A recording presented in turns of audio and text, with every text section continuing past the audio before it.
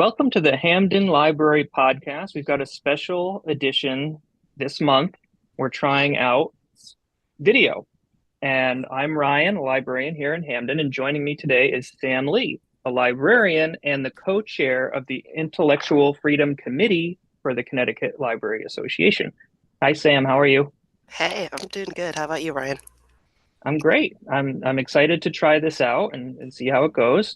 And we're doing this special episode because Banned Books Week is coming up, and we wanted to have a conversation about that and give some information, some history, context, current events, all kinds of stuff that people might want to know, because I'm sure they hear about book challenges, book banning on the news or wherever they read their news. So I'm going to start out just by going through some of the history. So I'm going to start with the anti-vice activist and postal inspector, Anthony Comstock, Yep. right? And so, yep, so you know about him, and he used his position in the Postal Service to write a law or pass a law called the Comstock Act, which banned the mailing, which at the time that was everything, right? Everything went through the Postal Service. So mailing of pornographic materials and obscenity was one of the words in that act, and it was left undefined. And his definition of pornographic led to bans of anatomy textbooks, all kinds of reproduction, birth control pamphlets, health education, anything by Oscar Wilde, and even the Canterbury Tales. So in 1933, a federal ban of James Joyce's Ulysses is overturned, and some idea of First Amendment protections are kind of applied to books. I mentioned before when we were off screen about my funny story about James Joyce's Ulysses. So my favorite part about this is that when Ulysses was first released in the US, it was released in serial format. So like chapters of the book were released in magazines. And so one of these chapters is a very explicit scene that made it into a magazine that got in the hands of some children, and of course parents were quite upset about this, which led to it being banned. And the thing is that Random House had the rights to it for the US release. And they're thinking, oh crap, this book is so popular in the UK. We want to sell it in the US. It's a larger market. We have the rights to it. We would like to sell this. And so what they did is this like, I don't know, publicity stunt slash like anyway. So Random House decides, okay, well, we're gonna ship full copies of Ulysses, completed bound copies of Ulysses to the US. It's going to get seized at the ports, and we're gonna then sue to get rid of this ban. And it makes it past the ports and then to Random House in New York. And their publisher is like, no, no, no, you were supposed to catch this. And we were supposed to sue to let us release it. So he goes back to the ports and says, yeah, you needed to seize this. This is illegal. This is banned. And once they seized it, they were able to go in and sue and say, hey, we actually want this book. And it's kickstarted the conversation about First Amendment protections for works of literature, which I think is exceedingly funny. The judge on that case, John Woolsey, actually was one of the first judges to take an entire work in a piece of work in its entirety and then judge that for obscenity instead of taking bits and pieces out of context like the magazine and the serial releases did. But way to go, Random House. They had the Well, best that laid that can plans. that's a good segue into the First Amendment, which we definitely want to talk about. So I'll let you chat a bit about that. Yeah, so the great thing about the First Amendment is that it's So it's the freedom of speech. And so the corollary to the freedom of making speech and having speech is also the freedom to receive speech. And before the internet, before this information age, the way to receive speech was through the printed word, which is through books or newspapers. And most people, if they didn't have a huge disposable income, would of course go to libraries and receive that speech. So it's a twofold thing. Your freedom of speech means you can make speech. It also means that you can receive speech. And we're going to need to be very clear about this. So the freedom of speech it means to protect individuals and society from government attempts to suppress ideas and information. It forbids government censorship. But in this context, free speech doesn't mean that you're free from the responsibility of speech. So if somebody were to say something with their speech that was patently offensive and then they had to deal with the consequences of that speech, either losing business deals, being publicly ostracized, that is not censorship. That is the consequences of free speech. Rights are now without responsibilities, and the responsibility is to use our speech responsibly. One of the other things that we had come across in kind of researching this is the Universal Declaration of Human Rights, which I think is a great little addition to the conversation. And, it's not something that is necessarily on the level of our First Amendment rights. It's more of an idea that people support.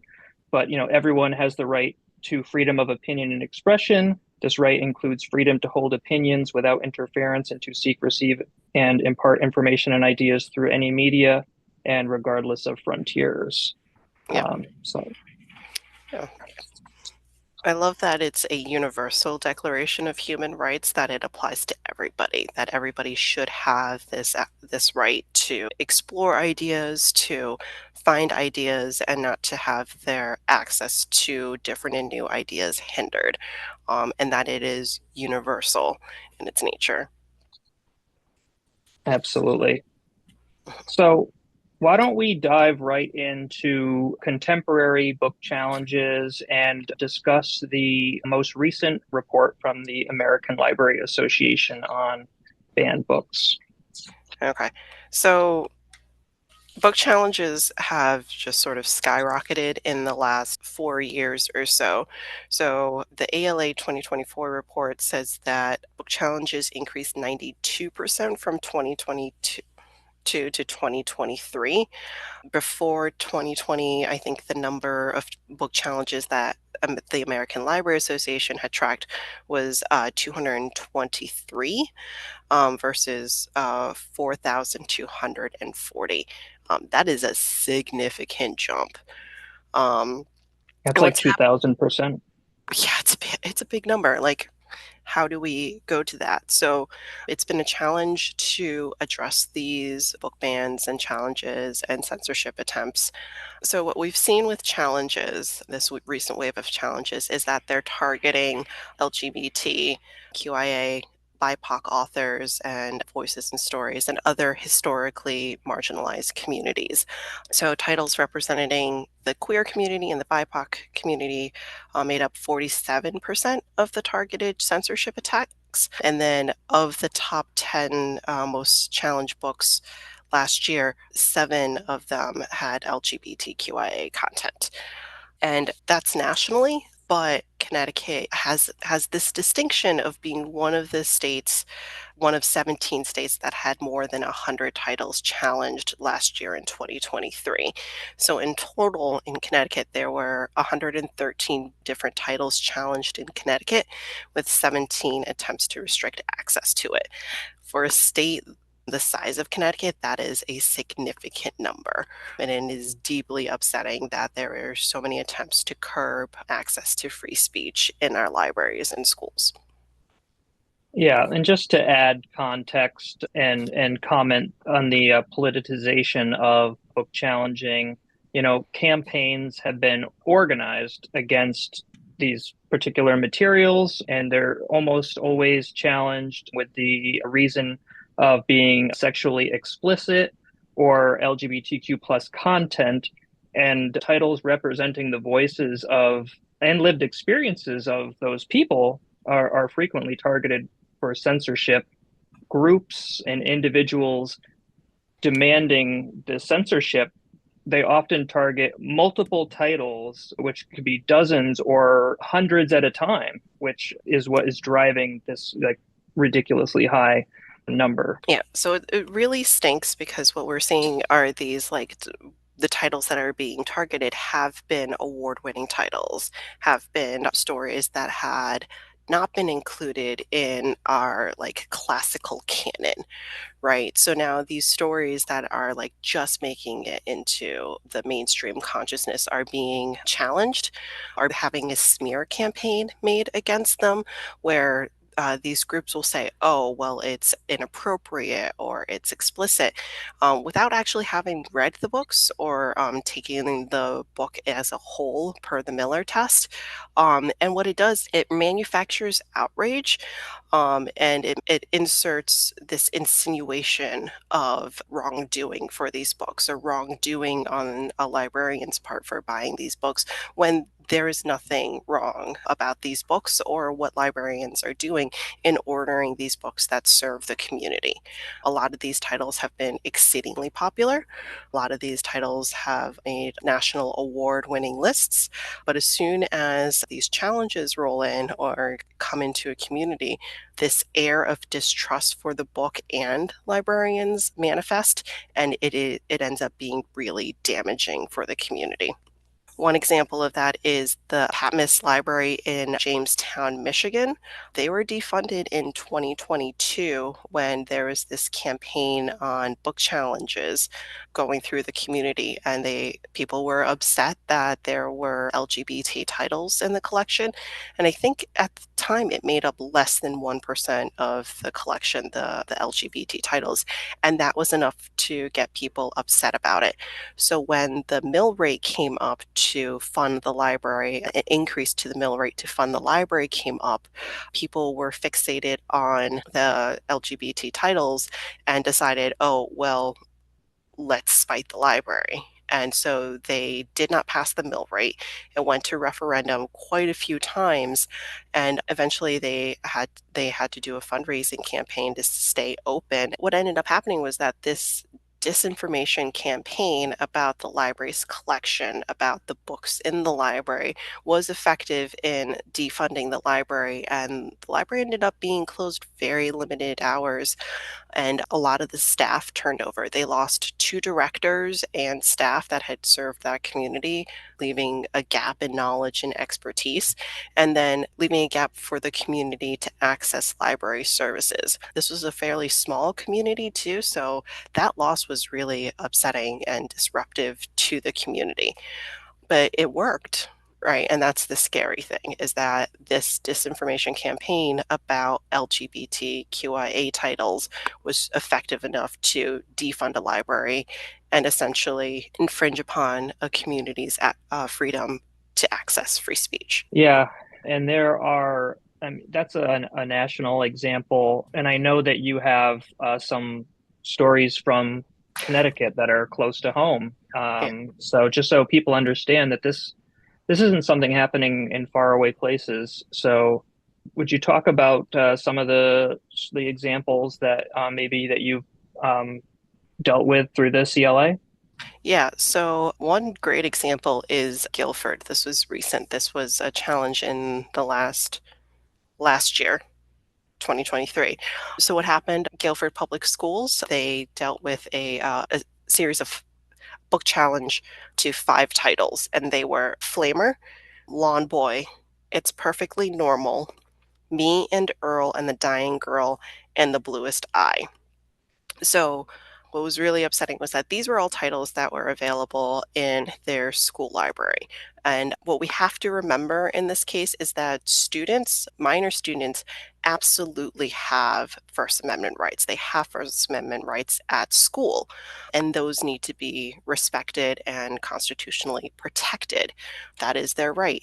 So, the cool thing about school libraries that they're completely separate from curriculum materials, right? So a school library is this really cool designation that they call places of voluntary inquiry. So curriculum doesn't get to decide what's in a school library. Students' interests sort of like dictate that, and librarians purchase to cater to students' interest in voluntary inquiry. So these titles were challenged in Guilford. It was at the tail end of the 2022-2023 school year. So by the time all the paperwork was filled out to challenge the book, it was already June. And so the superintendent went to the school board and said, "We have these challenges. There are 5 titles. Here's our policy and procedure, which is we have to read these books, all 5 of them, in their entirety. And then when we reconvene in the new school year, we will decide on these books per our policies and procedures, whether or not they're appropriate for our collection." And what that happened there, which I think was like very lucky fortuitous move, was that it got the community to take the summer to read all of these books. So copies were flying out off the shelves in the library. There was a local bookstore who was hosting community conversations about it, and a lot of people got really involved and activated in reading these books, discussing the merits of it, discussing students' First Amendment rights in their school libraries, and why these books are necessary for the collection, and even if they make certain parents uncomfortable, why they're necessary for other people.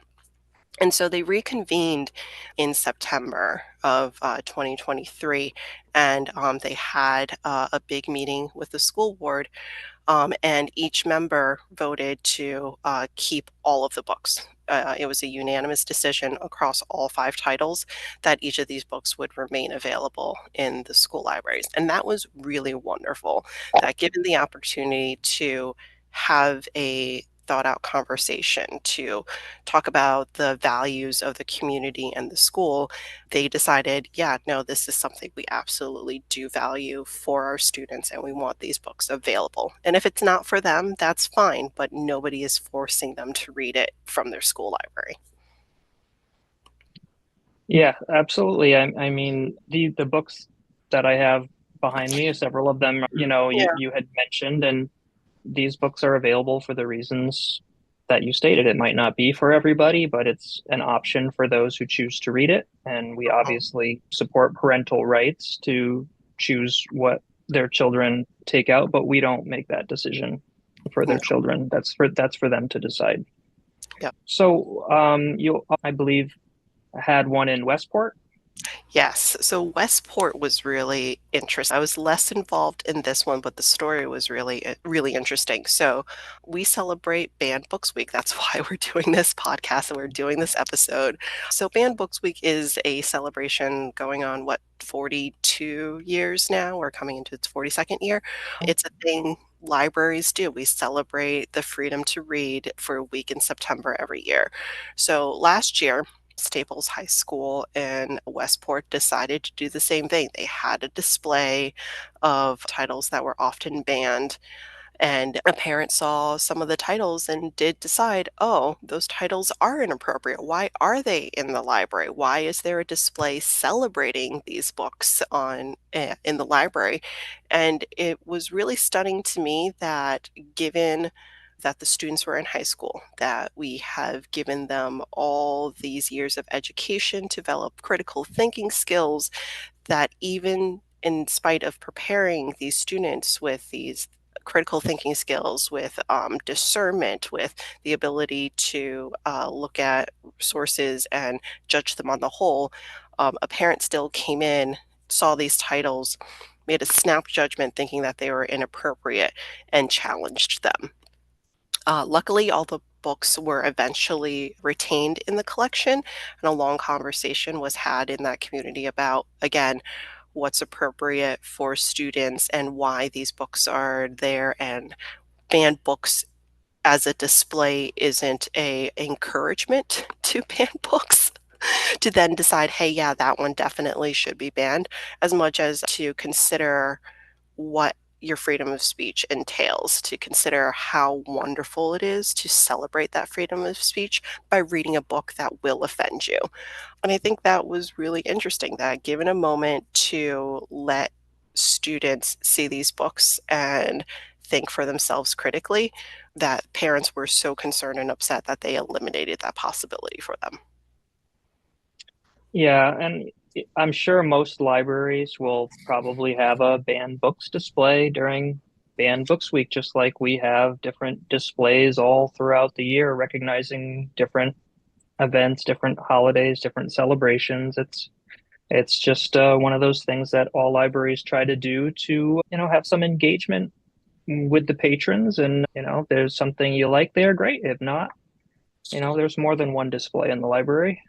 But I wanted to get into just a couple of the statements and kind of talk about how this works from our perspective. So, we have collection development policies. We assess our collections on a regular basis on, if things aren't circulating or if items are no longer relevant. So we do monitor our collection, and there's a turnover rate to bring in new books and move out less relevant materials. We have a collection development policy that we will link into this podcast.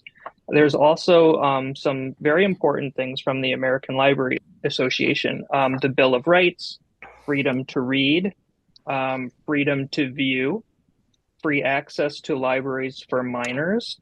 So we'll link all those in. So if people are interested in learning a little more and reading about these things, they'll have those resources.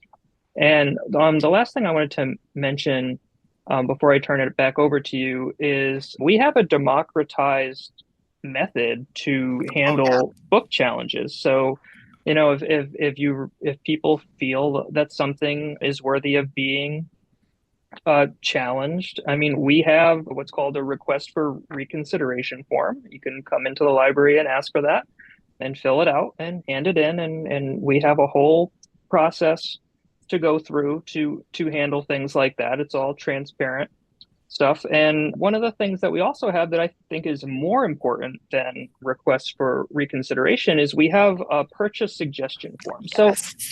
right, if you feel like you aren't represented in the library's collection, or there's something that you think that the library should have, we love getting those recommendations from people and seeing if we can add some more items to our collection that further represent the community.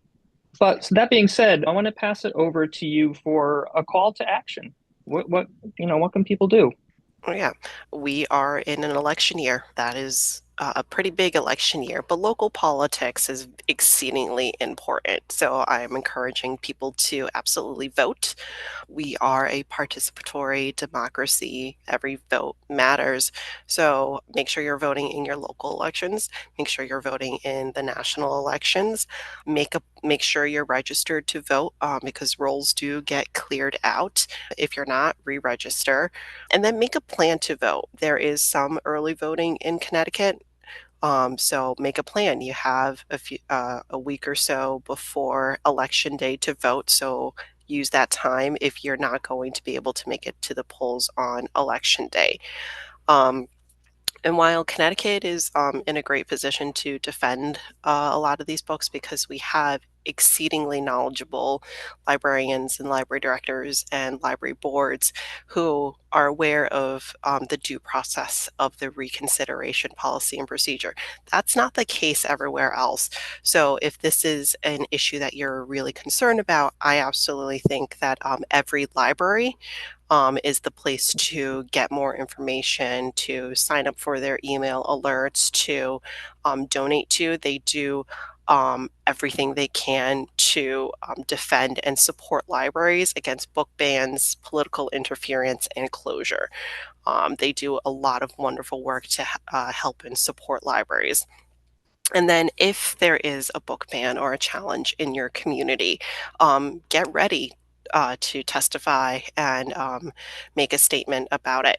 The best place to go for tips on how to do that is PEN America. They have tip sheets on how to speak in public, how to make a public statement, and then also who you should talk to and get organized. So vote. But voting is absolutely my big call to action.